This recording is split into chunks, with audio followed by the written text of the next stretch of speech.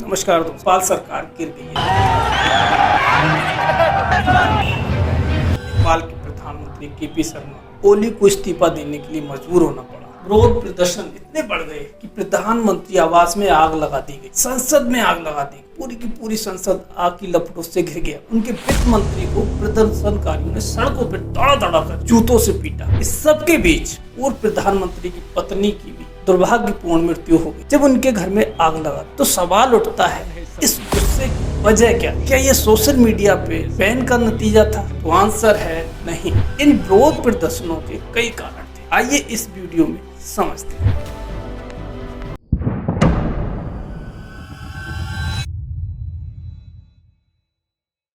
काठमांडू में हजारों लोग इकट्ठा हुए। उनमें ज्यादातर 20 से 25-30 साल के युवा थे। जैन जी, कोई स्कूल यूनिफॉर्म में था तो कोई कॉलेज यूनिफॉर्म। और इस प्रोटेस्ट को ऑर्गेनाइज कर रहा था एक एनजीओ, हम्पी नेपाल। काठमांडू के मध्य में ये लोग इकट्ठे हुए, प्रदर्शन कर रहे थे, मार्च निकाल रहे थे। लगभग ये अहिंसक था, शांतिपूर्ण मार्च था। बट इस मार्च को रोकने के लिए गवर्नमेंट ने पुलिस को लगा दिया। पुलिस ने उनके ऊपर पानी बौछारें की, आंसू गैस, रबर की गोलियां इस्तेमाल की। धीरे धीरे इससे पुलिस और उन प्रदर्शनकारियों के बीच झड़पें शुरू हुई। कुछ प्रदर्शनकारी संसद परिसर के अंदर भी चले। इसके बाद पुलिस ने जो किया उसे देखकर पूरा देश शॉक हो गया। पुलिस ने उन प्रदर्शनकारियों पे खुलेआम गोलियां चलाई, जिसमें कम से कम 20 से 25 लोग मारे और मोर देन 400 से ज्यादा लोग इंजर्ड हुए। ये कोई रबर की गोलियां नहीं थी, ये असली गोलियां थी। ऐसी क्रूरता देखकर कोई चुप नहीं रह सकता। जब नेपाली नागरिकों को इस बारे में पता चला तो और भी लोग सड़कों पर विरोध प्रदर्शन में शामिल हो गए। अब उनकी संख्या इतनी तेजी से बढ़ी,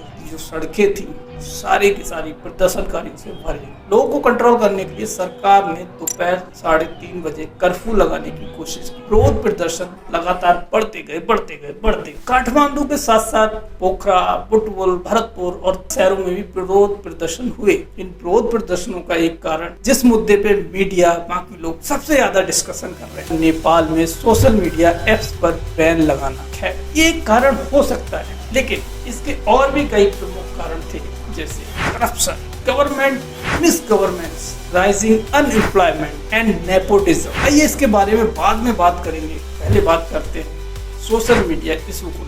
नवंबर 2023 में सोशल मीडिया कंपनियों को ministry of communication and information technology के साथ रजिस्ट्रेशन कराने के लिए स्थानीय स्तर पर उपस्थित होने के लिए कहा गया। ऐसा सरकार, नेपाली सरकार कहा। उन्होंने कहा कि ये जो फॉल लैंग्वेज है, फेक न्यूज है, फ्रॉड है, ये अन्य साइबर अपराधों को रोकने के लिए ये सारी चीजें आवश्यक हैं, ऐसा सरकार कह रही। बाद में सरकार ने इस संबंध में 5 नोटिस भी जारी की, लेकिन 5 सोशल मीडिया प्लेटफॉर्म के अलावा कोई भी प्रमुख प्लेटफॉर्म रजिस्टर्ड नहीं हुए। जिन कंपनियों ने रजिस्ट्रेशन कराया उनमें से एक बड़ी कंपनी के अलावा, जिसमें एक बड़ा नाम है टिकटॉक, उसके अलावा किसी ने भी रजिस्ट्रेशन नहीं कराया। तो इस बीच नेपाल की जो सुप्रीम कोर्ट है वो क्या करती, उन सोशल मीडिया प्लेटफॉर्म को बैन लगाने की अनुमति दे देती जिन्होंने रजिस्ट्रेशन नहीं कराया। फिर इस साल 28 अगस्त को सरकार ने सोशल मीडिया प्लेटफॉर्म से कहा कि वो 3 सितंबर तक अपना रजिस्ट्रेशन करा लें। अगर वो रजिस्ट्रेशन नहीं कराते हैं तो उन पर बैन लगा दिया जाएगा। लेकिन ज्यादातर सोशल मीडिया कंपनियों ने इस पर ध्यान नहीं, और इसलिए देश में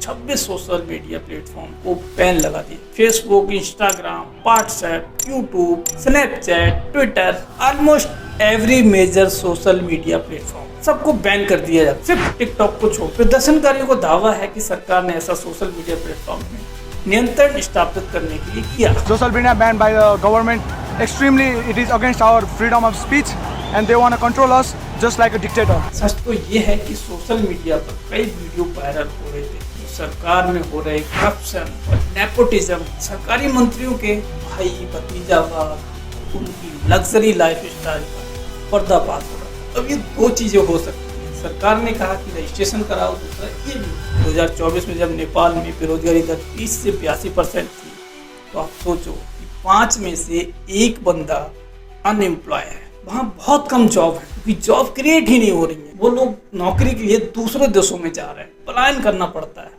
हालत इतने खराब है, दूसरे देशों की मिलिट्री में भी युद्ध लड़ने के लिए चले जाते हैं। एक तरफ युवा कह रहा है कि ये हमारी आवाज दबाने के लिए सोशल मीडिया को बैन किया गया, वहीं दूसरी तरफ सरकार ने कहा था जो रजिस्ट्रेशन कुछ रूल थे वो अनिवार्य होते हैं हर देश के लिए। ये वही दूसरी कंपनियां आ रही हैं, दूसरी देश की कंपनियां आ रही हैं, तो हर देश एक रूल और रेगुलेशन बनाता है, वो भी कारण हो सकता है। लेकिन ये हिंसा इतनी बढ़ जाएगी ये किसी ने नहीं सोचा, ये प्रदर्शन इतने बढ़ जाएंगे ये किसी ने नहीं सोचा, जैन जी इतना बड़ा काम कर जाएंगे ये किसी ने नहीं सोचा, नेपाल में सरकार गिर जाएगी ये भी किसी ने नहीं सोचा। लेकिन नेपाल में हो रहे भ्रष्टाचार, बेरोजगारी, नेपोटिज्म, इस सब का अब इसमें कम्बिनेशन हो जाते, इकट्ठे हो जाते हैं इस प्रदर्शन में। क्योंकि अक्सर देखा गया है कि नेपाल में राजनेताओं के जो बेटे बेटियां जो हैं वो लग्जरी लाइफ स्टाइल का दिखावा करते। एक तरफ राजनेताओं के बच्चे पोते पोतियां तस्वीरों में उन्हें एकदम बढ़िया बढ़िया जीवन शैली व्यतीत करते हुए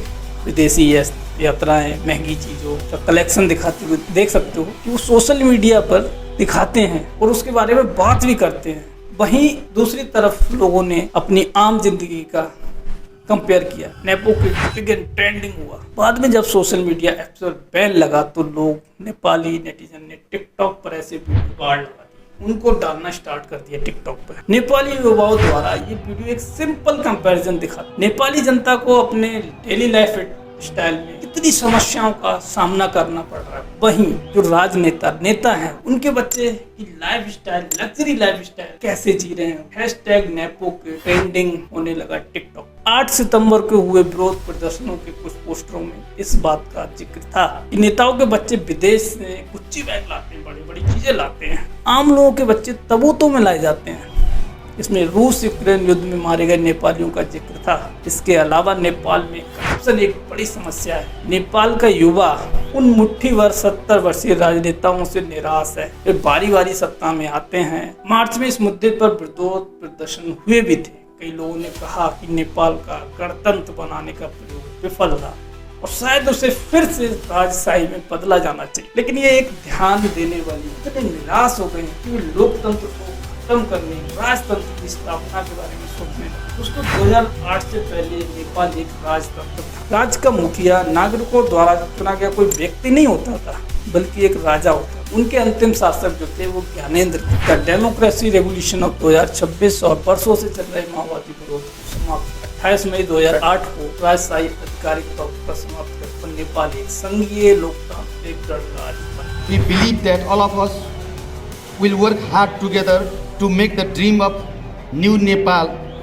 तब से अब तक 17 साल हो चुके हैं। लोकतंत्र के इन 17 सालों में नेपाल की सरकार 13 बार बदल चुकी। प्रधानमंत्री का पद केपी शर्मा ओली, पुष्पकमल दहल और शेर बहादुर देउवा के पास था। सत्ता इन मुट्ठीभर राजनेताओं के बीच घूमती रही। वे गठबंधन बनाते और फिर टूट जाते। नेपाल में 2 प्रमुख राजनीतिक ताकतें हैं, नेपाली कांग्रेस और नेपाली कम्युनिस्ट। नेपाली कम्युनिस्टों की 2 प्रमुख पार्टियां हैं, Communist Party of Nepal United Marxist and Leninist, Communist Party of Nepal Maoist cell. ये पार्टियां छोटी पार्टियों के साथ गठबंधन करती हैं, सत्ता में आती और जाती। तीनों पार्टियों के प्रमुखों पर भ्रष्टाचार के आरोप लगे। नेपाली कांग्रेस के पूर्व प्रमुख प्रधानमंत्री शेर बहादुर पर विमान खरीद से अवैध कमीशन लेने का आरोप। उनकी पत्नी आरजू राणा नेपाल की विदेश मंत्री हैं। उन पर नेपाली नागरिकों को नकली दस्तावेजों का इस्तेमाल करके भूटानी नागरिक बनाने का आरोप। ऐसा करके उन्हें शरणार्थी के रूप में अमेरिका भेजा जाता है। CPN-MC के प्रमुख और 3 बार प्रधानमंत्री रहे पुष्पकमल दहल पर माओवादी गुरिल्ला लड़ाकू के लिए निर्धारित धन का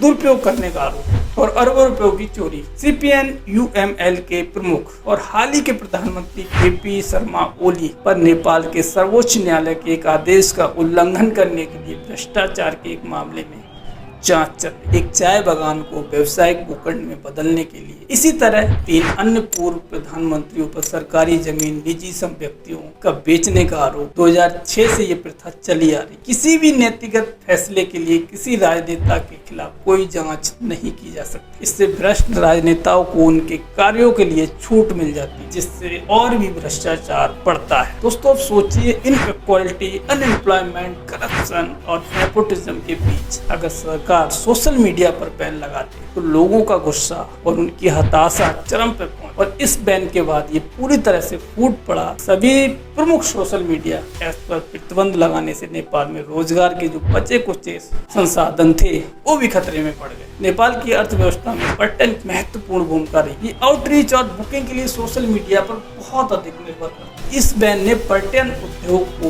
पूरी तरह से अस्त व्यस्त कर। इसके अलावा लाखों नेपाली परिवार भी प्रभावित हुए तो विदेश में काम कर अपने परिवार के सदस्यों से संपर्क करने के लिए ऑनलाइन मैसेजिंग ऐप का इस्तेमाल कर। अनुमान के अनुसार 70 लाख से ज्यादा नेपाली नागरिक अपनी नौकरी या पढ़ाई के लिए विदेश में रहते हैं। दोस्तों, इन सब बातों ने इस विरोध को और भी भड़का दिया।